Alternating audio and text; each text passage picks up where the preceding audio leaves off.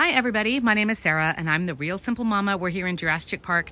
I have some girls chilling out for their afternoon snooze, but I talked recently about a bullying video that I did about if you start to have bullying in your flock. And then I kind of mentioned, you know what, I should do a video. I was like thinking out loud to you guys. I should do a video about how to create flock harmony. And so here I am. And so this video is going to just give you some random ideas if you're trying to minimize bullying, if you're new to chickens, or even if you're not, just some ideas to kind of keep things interesting, to keep everybody happy and keep up your chicken's quality of life.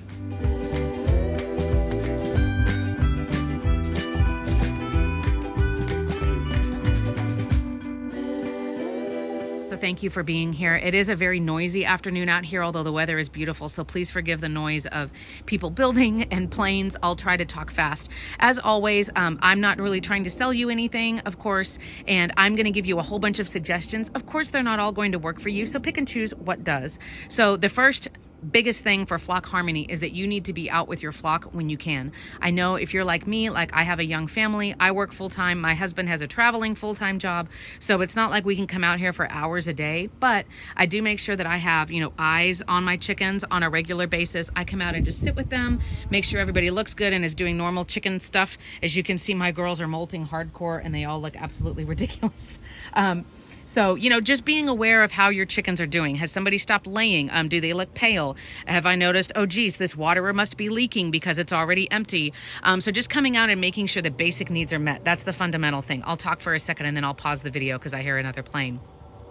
So just making sure, and this medical checks video that I'm posting is one of the most famous, most popular videos on my channel.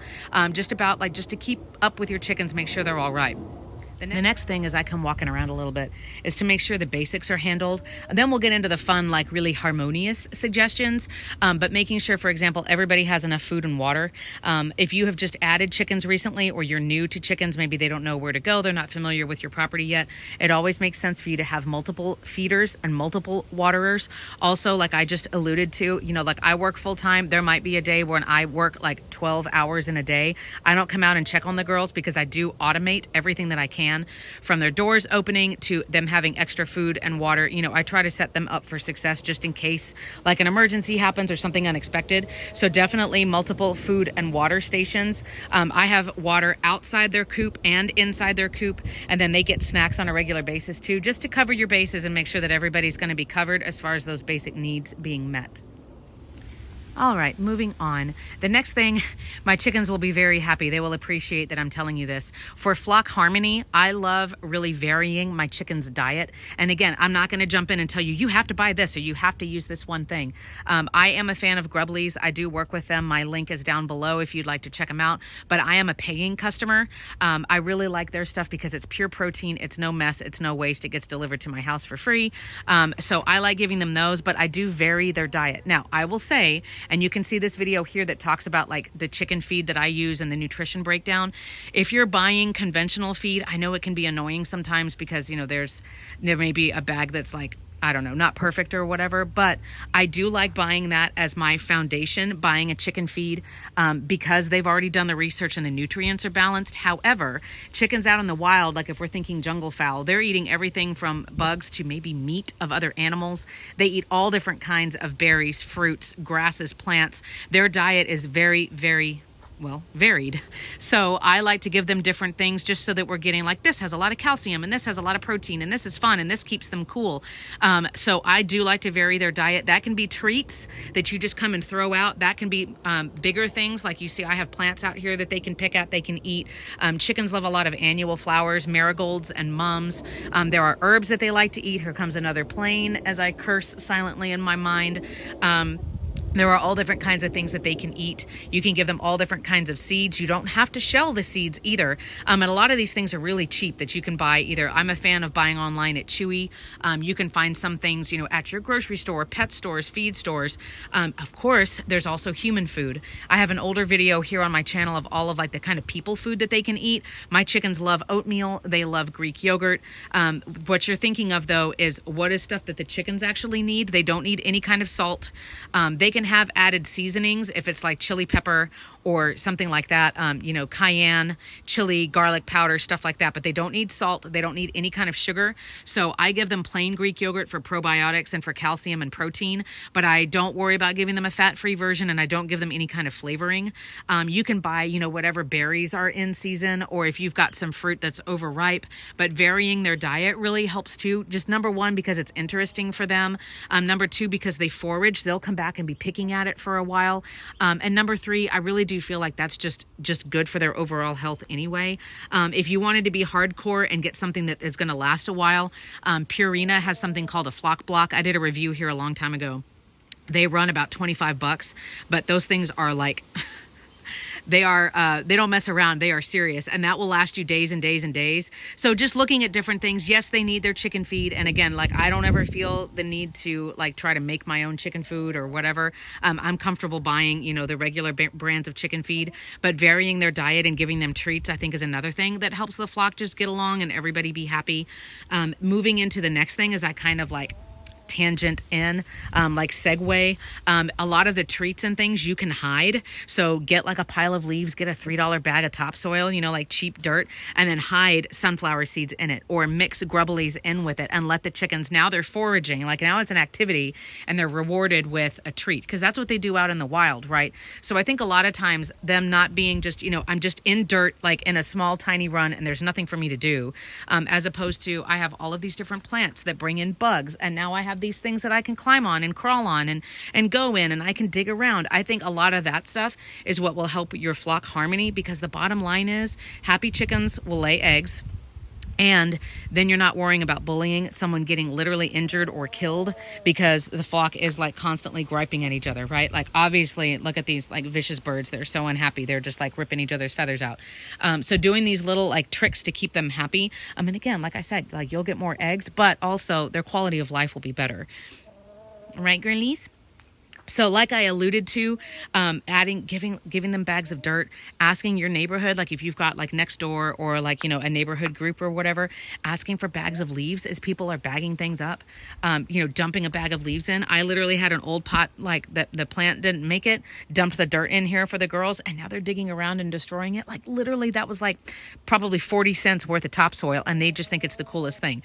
So you can go, you know, find pallets that are on the side of the road. You can get like really cheap lawn chairs, things that give their run depth. I've always wanted to make like a short, like A-frame, like step ladder type thing, but that has like the flat, like if I pan over here, I don't want to go too fast, sorry, that has like a 1x4 or like a 1x3 on it, because chickens roost and they go up like flat-footed on things. They don't go like this with their feet, they sit flat. But you can make things for them, you know, like I will move these pots around or put treats in them, and then they go in the pot and dig around, doing all different kinds of things like that. I will do an updated diversions video probably in the spring. That's another one of my really popular videos. You can see it here, and it's just what things can I do, like I talked about a minute ago, to make my chicken run more interesting, more stimulating. That's a good word. Make it more stimulating for my chickens. You know, my girls live outside. They're not indoor pets. They're not like a real part of the family the same way like my dogs are and some of the other pets that I've had. You know, they're outdoors. So how can I make it a really good quality of life? So like I said, you can do that with food. Okay, you could do that with me with food too, right? Like I will be a lot more harmonious if you give me treats.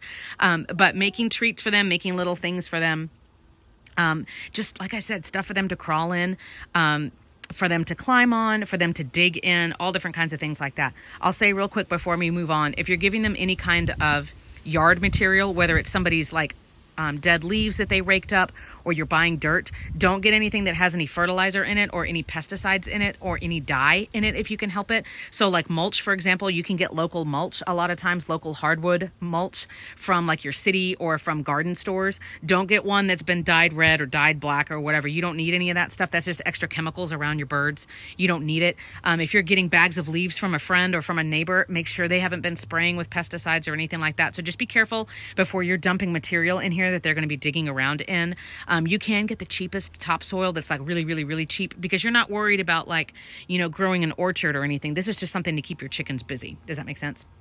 So I'm going to slowly walk around and show you one thing in particular. I need to update mine. So take the idea, but don't look at mine because mine is not what it should be. We're heading over to that tire, and I wanted to show you, this is one thing in particular that I think is great for flock harmony. A lot of these things you can see it's checking different boxes, right? Like it makes the chickens happier, but it's also really good for their physical health. And here's another thing. The last thing I'm going to talk about is this tire. And it doesn't look great right now, and I'm trying to stay out of my shot like a newbie. There we go. I used a tire that I found on the side of the road. Hooray! No shame in, like, you know, recycling and upcycling things. I made a dust bath, and you can see this is an older video, but you can see this dust bath video here. This is for chickens' health. So chickens are very clean animals, but they usually have waterproof feathers, right? Most breeds have waterproof feathers, unless they are not full grown, right? Like chicks and teenagers, they don't have the waterproof feathers yet, nor do frizzles or silkies. But most chickens, they have those smooth, slick, waterproof feathers. Chickens love to be clean, and they also have layers of feathers. So the best way for them to keep clean, to keep pests off, to keep them from being itchy when the new feathers are growing in, all the things, is for them to use a dust bath. Now, as you can see in my run, chickens will also make their own dust bath wherever they want. So in no way is it like you are only... Sorry, I'm trying to go slow. You are only going to dust bathe right here. Don't dig up anything else. Like, that's not going to work. But the trick is, if you give them a dedicated space, you can also put things in there that are good for their health. I have put coarse sand in there. Again, use the cheap stuff. Don't use the good playground sand. Use the coarse, it's called construction sand, coarse sand. I'm trying to think. There's another name for it. Buy the cheap sand and mix it in there. You can use poultry dust or diatomaceous earth. You can put ash if you have clean burning ash, like just from plain firewood, like out of your fireplace or your fire pit. Again, be wary of chemicals. Be careful with that stuff. The thing with a dust bath is, you want it to be, a container. Let me get down.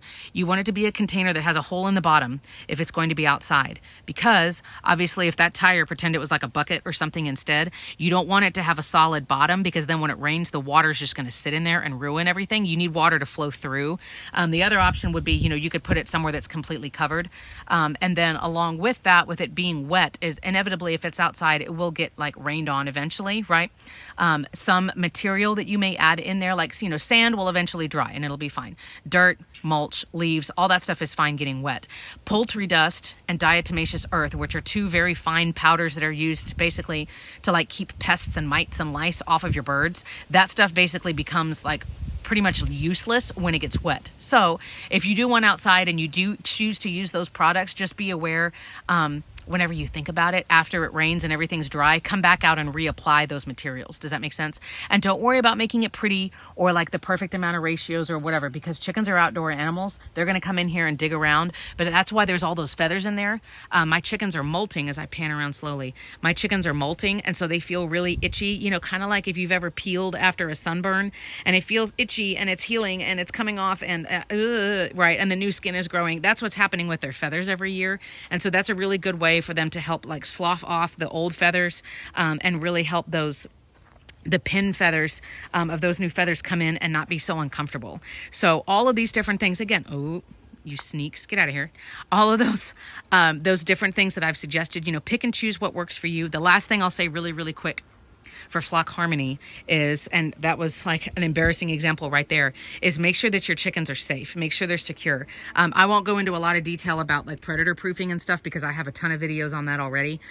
But your chickens will be stressed out if they constantly feel like they're about ready to get eaten by a hawk or pulled away by a coyote or a raccoon or whatever. Even if you think you live in an urban neighborhood and there's no animals around that will eat your chickens, you're wrong. And there are nocturnal versions and flying versions and daytime versions and digging versions. So make sure that your chickens feel safe. And by that, I mean a couple of things. There are, I'll finish quick because here comes another plane.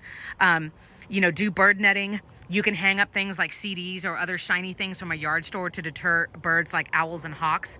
But make sure your chickens feel safe. They have cover. They can go run and hide somewhere easy. And you've got it throughout your run so that your chickens can run away. Remember, they are prey animals, so keep that in mind. But I'm going to go ahead and end here because it's getting loud. So hopefully this helps you get some ideas of how to keep your flock harmonious.